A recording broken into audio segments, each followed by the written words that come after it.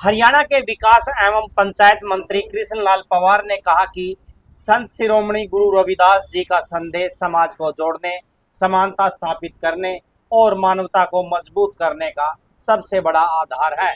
उन्होंने कहा कि संत शिरोमणि गुरु रविदास जी की पवित्र कलश यात्रा वाराणसी से शुरू होकर देश के 27 संगठनात्मक जिलों से होकर गुजर रही है। यह यात्रा प्रेम, भाईचारा, सामाजिक समरसता का संदेश दे रही है। 30 जुलाई को गुरुग्राम के सरहोल बॉर्डर पर इसका भव्य स्वागत किया जाएगा। मंत्री ने कहा कि कुरुक्षेत्र के उमरी में 5 एकड़ भूमि पर 124 करोड़ की लागत से संत शिरोमणि गुरुद्वारा रविदास धाम बनाया जाएगा। साथ ही उन्होंने दावा किया कि हरियाणा की सरकार ने 1,50,000 युवाओं को बिना खर्ची और बिना पर्ची मेरिट के आधार पर रोजगार दिया है। पेपर लीक के सवाल पर श्री कृष्णलाल पंवार ने कहा कि पहले भी पेपर लीक होते रहे हैं और हुड्डा सरकार में इंटरव्यू के माध्यम से भर्तियां होती थी।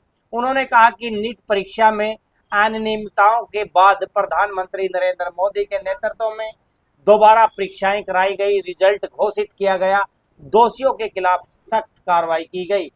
प्रेस कॉन्फ्रेंस के माध्यम से और क्या कुछ जानकारियां दे रही हैं, वीडियो को लास्ट तक देखें। फिलहाल इस खबर में इतना ही। ऐसी ताजी खबरों के लिए नमस्कार भारत के साथ जुड़े रहें। 4 तारीख को गुरुग्राम में ही शीतला माता मंदिर में जो कलश रखा जाएगा, माननीय मुख्यमंत्री, नायब सैनिक, सभी मंत्री, विधायक और सभी लोग वहाँ शामिल होकर के उसके बाद 27 जिलों में यात्रा, कलश यात्रा को रवाना करेंगे। मुख्यमंत्री खुद होंगे, अर्चना गुप्ता जी मुख्यमंत्री और सभी संगठन के लोग होंगे, हमारे अध्यक्ष। धन्यवाद। उसमें हम सभी 7 लोग मिलकर चलेंगे।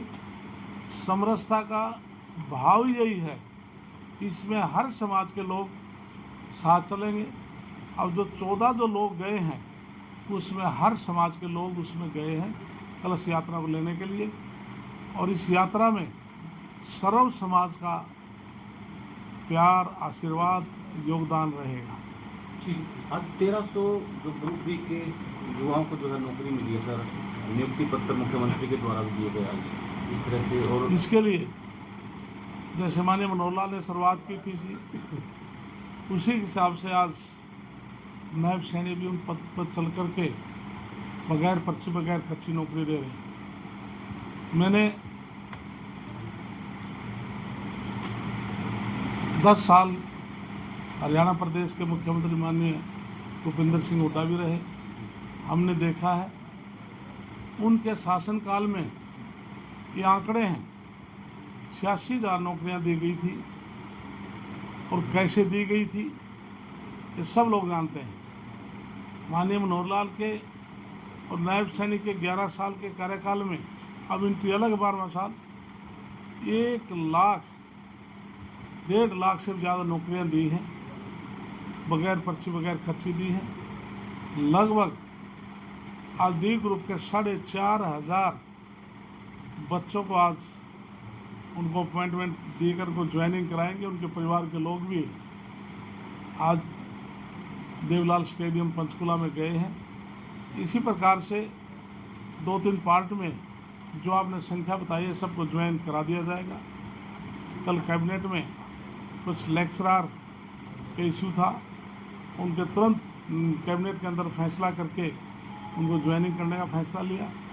तो आज हरियाणा प्रदेश का जो विरोधी पार्टी के लोग भी हैं वो इस बात को मानते हैं कि आज हरियाणा प्रदेश की सरकार बगैर पर्ची, बगैर खर्ची की नौकरियां दे रही है। सर, हरियाणा में भी कह रहे हैं कि बहुत पेपर लीक हुए, कांग्रेस इस्तीफा मांग रही है चेयरमैन का भी। आपको क्या लगता है कि पेपर लीक हुए हरियाणा में कभी? इसके लिए आप अतीत में आपसे कांग्रेस पार्टी की सरकार भी ले लें, आज केंद्र में पेपर लीक हुआ, धर्मेंद्र प्रधान पर देश के युवाओं ने और विशेष तौर से विपक्ष ने उन पर आरोप लगाए, इस्तीफे की मांग की। तुरंत जैसे ही पेपर लीक हुआ तुरंत कार्रवाई हुई, 13 लोगों को अरेस्ट करके जेल में डाला, पेपर को कैंसिल किया। और ये भी इतिहास में है, 27-28 दिन में दोबारा नीट का पेपर लेकर के रिजल्ट भी आउट किया। इसलिए पेपर अतीत में भी लीक हुए हैं। हुड्डा सरकार में जो मुख्यमंत्री थे, मैं विधायक था, पेपर लीक उस टाइम भी हुए, लेकिन वो पेपर लीक करके दोबारा पेपर न करा करके इंटरव्यू लेकर के भर्ती कर देते थे। आज भारतीय जनता पार्टी सरकार में ऐसा नहीं है।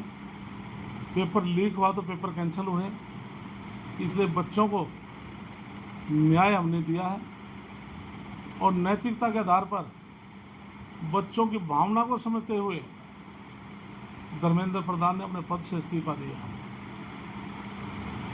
और प्रधानमंत्री जी ने भी पूरे देश के युवाओं को आह्वान किया है, आप किसी व्यक्ति के गलत बहकावे में ना करके आप देश का उज्जवल भविष्य है, आप शिक्षा की ओर ध्यान दें, शिक्षित हों, देश आगे बढ़े।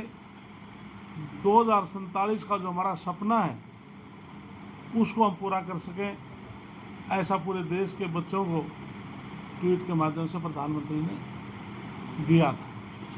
धन्यवाद। Thank you.